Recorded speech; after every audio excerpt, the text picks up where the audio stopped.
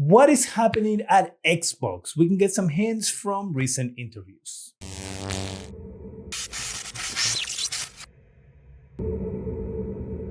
Hi, welcome to ZGadgetReview. It feels like Xbox has recently decided that they're going to set the whole thing on fire and walk away from it.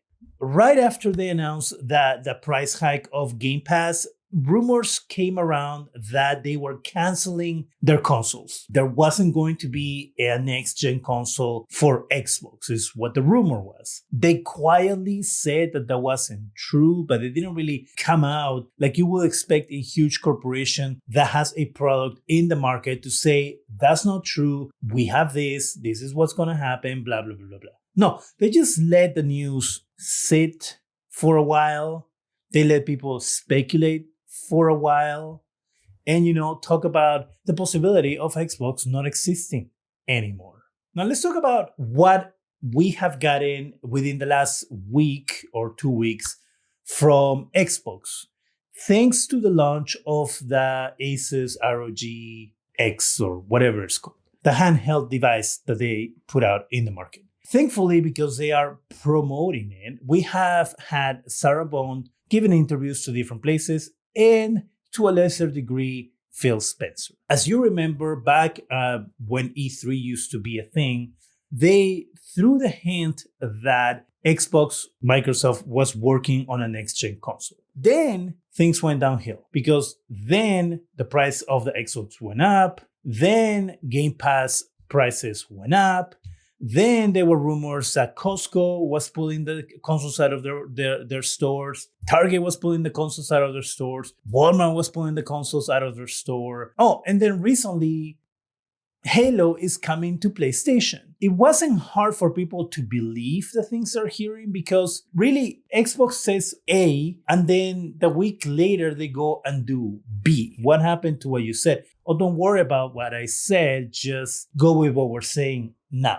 That miscommunication, that issues with the messaging of the company creates chaos in the market. Let's talk first pricing for the Asus ROG. Asus ROG X sells, the top tier of the Asus ROG sells for $1,000, okay? Now you might be saying, well, it is a premium handheld device, kind of new technology running AAA games. So it makes sense that they will charge a premium for this device. Yes and no, because I can guarantee you could have priced this device at $850 to $900. And that will be, to me, a more acceptable price than going all the way to $1,000. But guess what? You can do the same with a laptop. Yes, the laptop is a little bigger, but technically, if your point is, oh, I can play games on the go, yeah, well, you can do the same with a laptop. I get it. A lot of you are going to be like, oh, it's not the same because, there's a difference in something that's this size versus something that's this size. But whatever. Then the question to Sarah Bond was, why was the price so high? Was there a reason for that? And this is what she had to say. We looked at how do we create multiple options for people. And it really was Asus, because this is their hardware, said Bond. That is all of their insight into the market, into the feature set, into what people want, to determine the ultimate price of the devices. We sold out of the Xbox store. We sold really quickly at a number of other places around the world, which is weird for me to hear because being an Xbox branded device, Xbox has a lot of input into what happens with the device, what it looks like, what it feels like, the software. And I can guarantee you that they also have a say on how much it costs. Now, Xbox isn't going to complain about the price because they get a cut of the sale. It's not like Xbox is just like getting a fee for putting their branding and putting the software into it. Xbox put a lot of work into this device. You have to be very naive to think that what Sarah Bond is saying here is actually true. They set the price. We didn't. So you don't like the price, talk to them. I'm sorry, Sarah Bond, but are the people from Asus making the rounds promoting this device? No, it's you, the Xbox president, talking about it and promoting it in order to sell it. Here, continuing with pieces from the Mashable interview. Well, I can tell you're right that the next gen console is going to be a very premium, very high-end curated experience. You're starting to see some of the thinking that we have in this handheld, but I don't want to give it all away. We get some hints, right? Now, Phil Spencer echoed the same thing on an interview with Famitsu. The hardware that Microsoft will announce as the first party will be the next console. We want to pay attention to how this product hints at how the Xbox software platform will evolve in the future, connecting all devices at one point. Technically, here Phil Spencer is saying the same thing that Sarabon is saying, right? If we break that down, premium means expensive. The next Xbox console is going to be expensive. You can expect it to be expensive because if the price of the current Xbox is what it is right now, and unless inflation and tariffs and all that stuff change, you can expect the new Xbox to be close to, I will say, between $800 to $900. Like, it wouldn't surprise me if it actually hit $1,000 for the next console. With them saying you can kind of get a hint at what the next experience is going to be based on the current handheld, that really tells us that it's going to be kind of like PC based, maybe like skinned Windows, which is kind of what you get right now on the Asus ROG.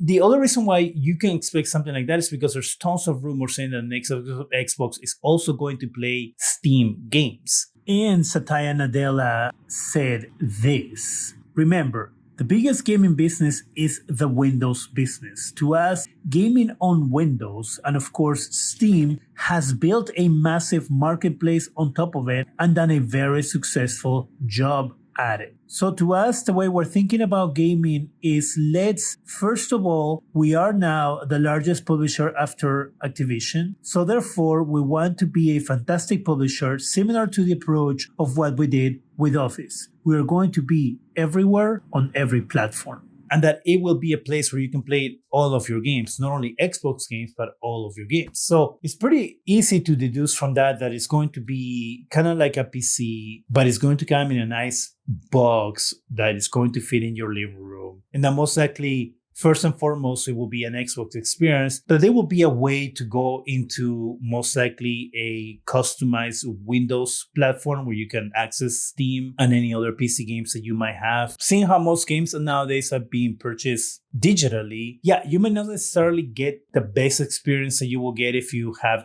a high-end PC, but I will say that you will probably get an experience that's like mid-tier to like upper mid-tier, kind of like what a console gives you nowadays. But I do expect this thing to be pricey. And I know there's also been rumors that Xbox might come out with different SKUs to kind of like have like a premium one, like a mid-tier one, like a low-tier one. But I don't know if that would be such a good idea, because I think the main idea for having an Xbox Series S was to compete with PlayStation in order to grab some market from them with a cheaper console option, which again hasn't really worked. And then the other rumors also were that most likely the next Xbox was just going to be a third-party hardware, kind of like the Asus ROG with, Xbox input. But to me, that will also be a mistake, because then you will have a splinter market with all these devices that again will create issues for the consumer when they're trying to buy the right Xbox. And that will, I think, tarnish the Xbox brand even more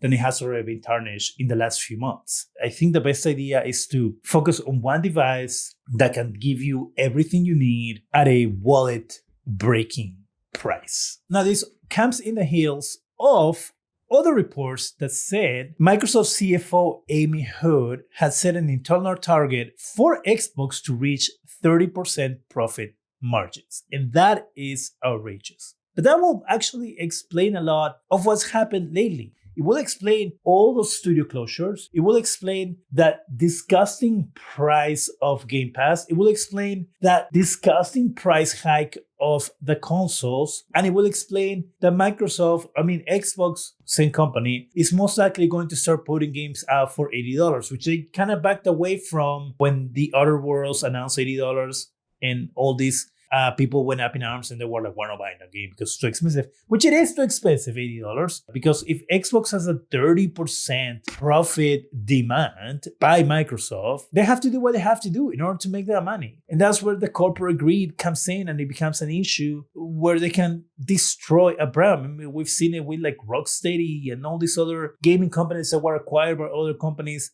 and completely destroy in order to go after, making money. Adding more fuel to the fire, depending on how you want to see it. There were rumors that Xbox was testing a ad-supported cloud gaming, ad-supported, Game Pass cloud gaming, which has been confirmed that is being internally tested. How does that work? I don't know, because would you be playing a game and then your game will cut off in the middle of it, of what you're doing, like you die, and then an ad pops up, you come back after the ad? Or will they just play ads at the beginning of the game, and when you decide to quit the game, they play an ad before you can leave the game? Or will they be just ads inserted within the game? Like, it's really interesting to see how this is going to work. But the reason why I said, depending on how you see this adding fuel to the fire, because people are already angry with the way Xbox is handling cloud gaming and Game Pass and all of that, right? So saying, hey, we're going to have this ad-supported tier that is going to cost you, I don't know, let's say $5 a month, because they're going to charge you for it. It's not going to be free. Come on, what are you doing?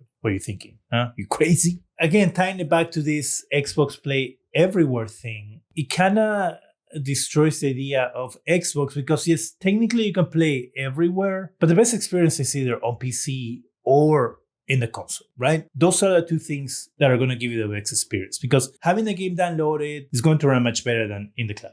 And I think that Xbox, again, needs to double down and say, yes, everything's on Xbox, but the best experience is on this and that. Because it's true. I don't think that doing that will deter people from using their phone or their TV to play Xbox games or an Asus ROG to play video games. I think it will just make it so people go like, okay, so an Xbox is not just a waste of money. I can buy an Xbox and get a good experience. But if I want to play my console games somewhere else, not having to necessarily be tied to this console, I can also do that. Instead of saying everything's on Xbox, everything's the same. No, everything's not the same. The other reason why it's hard to believe Xbox's messaging is because when they started doing this, we're going to put games in other consoles, they originally said, it's just going to be these 4 games, just these 4 games. And that was, last year, I think it was, or was it this year? I can't remember. And then you started seeing that this game went to PlayStation, and this other game went to PlayStation, and this other game went to PlayStation, this other game.